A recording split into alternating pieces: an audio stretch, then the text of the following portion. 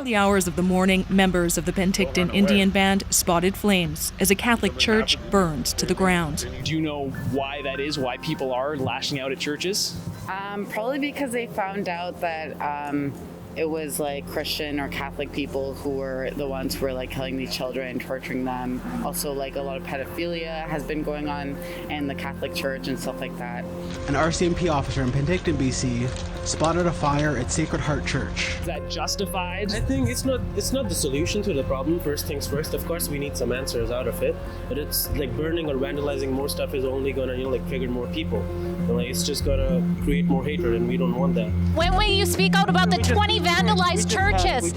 They're burning churches and vandalizing them, and you're not calling it a hate crime. Would you call this terrorism? Definitely a terrorism. Like it had happened a long time ago, which is not to say that it's justified in what the Catholic Church did, but you're hurting people who didn't do the same stuff that they did like 50 years ago. Well, there's a four-group meeting here, a Vietnamese group, following that the Filipino groups, and then another church. It's kind of a bold assumption to be saying that Indigenous people are the ones burning them. When my children seen that, they were just so heartbroken because they have so many memories in that church. They've known the whole time about the residential schools and everything like that. So probably someone that just doesn't like Indigenous people that actually doing it towards the churches rather than actual Indigenous people. Now, would you call this sort of a wave of hate crimes? People would hate me to say it, but I would say so. Dakota Christensen for Rebel News, Toronto. Over the past month or so, Canada has experienced a shockwave of targeted attacks on Christian churches. Since the announcement in June of the discovery of a number of unmarked graves near the site of a residential school in Kamloops, British Columbia, 57 Catholic and other Christian churches across the country have been either vandalized or burned down. Additionally concerning is the utter lack of action by our government leaders across the board. From our elected politicians to public safety and law enforcement officials, very little, if anything, has been done to adequately address this torrent of targeted anti-Christian destruction. For just one example, our Prime Minister, Justin Trudeau, who is normally very quick to condemn any acts of hatred or violence against non-Christian religious groups in Canada, was for a long period completely silent on this matter, until at a press conference in July, where he stated that, indeed, burning down our churches is wrong. But he still refuses to call these acts hate crimes or terrorism, terms which he has frequently used to describe other hateful and destructive acts against other religious groups and properties. But at the same press conference, Trudeau seemed almost sympathetic toward this violence, stating that he understands the anger and that it is fully understandable given the past injustices of Canada's residential schools and the historical role that was played by the Catholic Church in administering Canada's federal residential school system. But putting aside what our country's seemingly indifferent government leaders think, I'm out on the streets here today to ask the average Torontonian what he or she makes of this recent wave of church burnings and vandalisms. Are most people even aware that this is going on? Would they consider these acts to be hate crimes or terrorism?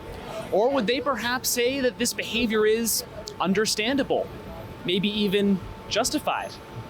I'm here now to go out and ask. My question for you, have you heard about all of the church burnings and vandalisms that have been going on across Canada right now? Yep, of course. Do you know why those are happening? I believe it is some connection with the Indigenous kids that were found buried from the residential schools. Okay, yeah. Yeah, and so would you say that these attacks on churches, are they understandable at all? Are they in any way justified? I'd say that they're not justified, but I can see like the thought process, the understandability of it.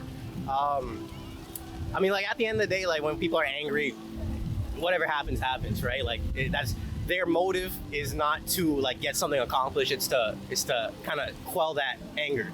So like, I guess, yes, somewhat it is like justified. Like maybe they would have just done something way worse if they just sat there waiting around, just not doing that. But yeah, at the end of the day, like they're not even connected in any form. Is that justified? I think it's not the solution to the problem. First things first, of course we need some answers out of it, but it's like burning or vandalizing more stuff is only gonna like trigger more people, and like it's just gonna create more hatred, and we don't want that. So of course the government or whoever's responsible, they should find out and then like do something about it, give justifications to the people who are actually doing it or protesting against it, so that like at least we have some kind of peace right now, because the state that the world is in right now, we need a lot of peace. So COVID, and especially Canada, you know how it's on lockdown. A lot of people have lost their jobs. A lot of people have committed suicide due to this pandemic. So as he said, it triggers more people, so it's just going to cause more violence, more people just looking out for revenge. Why would you do that? Oh, you killed my son, my child, all that. People are just it's gonna trigger more people and cause more violence for no reason. So it would seem that a lot of people who are very upset about the discoveries of the unmarked graves near residential schools have kind of redirected their anger towards the churches who have been burning down churches. No. It shouldn't happen again. We are doing the same thing. That's really bad.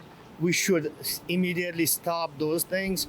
We should seek advice or seek, federal government, and ask them, what can be done. But no, that kind of hatred not gonna, solve the issue. Yeah, so that's not good. Do you know why that is? Why people are lashing out at churches? Probably because they found out that it was like Christian or Catholic people who were the ones who were like killing these children, torturing them. Also, like a lot of pedophilia has been going on in the Catholic Church and stuff like that. That's my guess. No, would you call these, the burnings and the vandalisms, would you call these hate crimes? Man, I would definitely have to call it hate crime, because it's targeted at a group of people instead of like the people that were actually whatever was causing the problems. The residential schools themselves, the institution themselves, they were just kind of taking it at Christians as a whole instead of a specific set of Christians. 100%. Would you call this terrorism? Definitely a terrorism, because it's a political act, right? Like terrorism is just violence done by a political act. So 100% follows all the definitions of terrorism. Is domestic. Yeah. There's no way it's not terrorism. Would you call those hate crimes? You could say that. Like, I wouldn't say no, but I wouldn't completely agree with it, but I wouldn't completely disagree with it as well, because you don't know the notion behind the people who are doing it. We don't know if it's actually hate crime, or it's just, complete hate toward churches or whatever it is. We're not sure about what's going on, but I just think it's not right, because you can't just blame everyone for someone's action that we're not even sure about who did it. Now, would you call these sort of attacks on churches, would you call them hate crimes? Oh, well, maybe, but it is one sort of hate crimes, and we are not doing anything good with those types of, those types of behavior. So it's because we're already sad because of so many discoveries, right? And rather we have to come together and engage together and come out with a different peaceful solution, rather than telling people and hating people and going on the increasing crime and all this stuff. So I think we should stop that. So would you say that this sort of redirecting of anger at the churches, would you say that's in any way understandable or justified? I wouldn't say justified. I would say understandable. Mm-hmm. Yeah. And why do you make that distinction there? Can you elaborate on that? I guess because if we were to go with what I was saying about how the Catholic Church was the one to murder these children or to commit all the pedophilia and all that stuff, then obviously these people are angry at them. So it's understandable in that sense, but I don't think it's justified. I wouldn't say you fight fire with fire. Right now, I think people of Canada don't really believe in their politicians a lot. That's the problem. I'd say the churches on Indigenous land, I wouldn't say that adds to the desecration of it at all. I'd say kind of removes from it a bit, just because they have like a complicated history with Catholic beliefs, right? I mean, Catholicism really likes to spread its message when going into new lands, into new worlds, and I guess like just what the residential schools were doing, you know, get them onto a new schedule so that they can assimilate to society.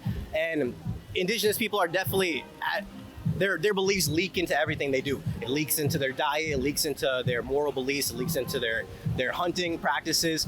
So I could see how it would be more justified because the churches are on their land, because for them it's like we've been trying to remove this, you know, like that is everything we believe in, is removing your beliefs from our beliefs. So I could kind of see that part of it. Yeah.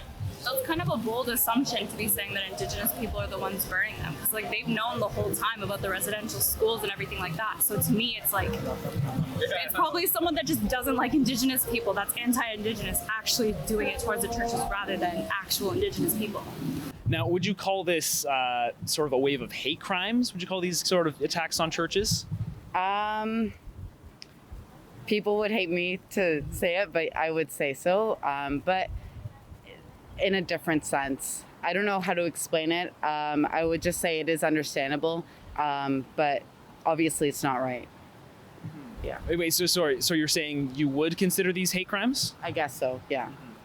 Okay, and you said people would hate you for saying that. Why is that? Because they feel justified in doing it, and I understand why they feel justified, because they're angry. But just like I said, you don't fight fire with fire. You don't kill people just because, yeah, and it did not to say that, like it did happen a long time ago, which is like not to say that it's justified in what the Catholic Church did. But you're hurting people who didn't do the same stuff that they did like 50 years ago. And I say, you know, people would hate you for saying that. Are you referring to like, do you have friends who think this is justified, or like who are you just referring to general public opinion? Have you yourself, you know, seen a lot of people who think it is justified? I would say it's all like friends, but it's also like in the media, society feels that way as well. But yeah, I wouldn't say it's like justified, but it is understandable. And I would never like look at those people and be like, you're a bad person. But I think it's getting them to understand why that's not right, and how to deal with the situation better. Do you think we should be seeing more from our politicians and law enforcement to put a stop to this? No, the federal government should be responsible for it. They have to speak about it. They have to find out what was happened that time. Let all the Canadian knows it. Let all the globe knows it, and find the better solution to come up with. But could you really call 57 churches in a month an accident, though? Well, as you said, it's a big number, 57 across the nation. It's very sad to hear. It's hard to hear too. But 57, let's say 30 out of it was crimes, hate crimes, anybody who can do it, Christians, a person, me, you, him, that. Let's say 5 out of them were accidents, 4 out of them were accidents. You don't know, little kids nowadays play with the oven, they don't know. Probably homeless people, it's like that. So you can think about a lot of things, but people are gonna come out as a hate crime. Because your religion is like my religion, we're all people, we're all the same. Your religion does not make you better than me. Your skin color does not make you better than me. So if your holy mosque or the church that you pray in or anything is burned out, I'm gonna stand with you and find out the truth. That's my idea of it. We're all human beings, we're all in this as family. It doesn't matter your skin color, your religion, what you think about, what's your perspective. Would you expect to see more from our politicians focusing on this when we're seeing, you know, almost 60 churches across the country being targeted one after the other? I would say like yes and no. It just makes sense in the sense of like, because society cares more about, they don't really care about the Catholic Church in that sense. So then obviously politicians aren't going to care either. But if they care more about like if a Muslim church is burnt down, then there's going to get more publicity for it. It's sort of how society, it's like the beliefs of society that sort of rule that. Yeah, but both aren't right at all. So.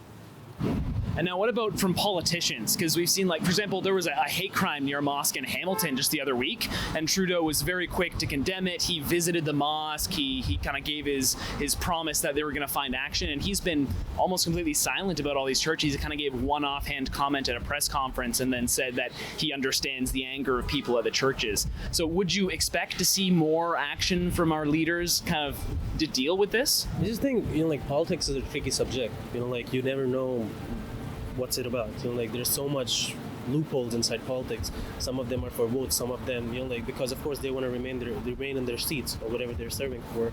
It's good money too, of course, when you're in power. So sometimes you feel like it's a political stunt that, like, he just went to a mosque or he went to a church just, like, for condolences or something, but you never know the right truth. I'm not a really political guy, being really honest, so I don't really know the whole truth about this. But sometimes, because, when you're looking on social media or something, it looks fake sometimes. Like, you have 50 people surrounding and there's a politician sitting in between and he's just talking to you, and after that it's gone. Like, he never talks about it again, or they don't talk about it again. Well, we've had a lot of different opinions today on the topic of the church burnings and vandalisms that have been going on across Canada. But if you believe that burning down our churches is wrong, and that our leaders must do more than simply look on and tacitly allow these hateful, destructive acts to take place, then please go to saveourchurches.ca and sign our petition. We must hold our leaders to account and demand that they actually do their jobs and uphold the rule of law in Canada. My friends, God help our country. For Rebel News, I'm Dakota Christensen.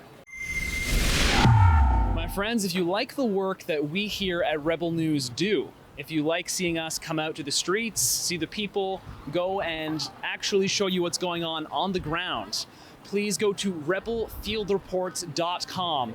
And if you can, chip in to help fund our citizen journalism. Thank you.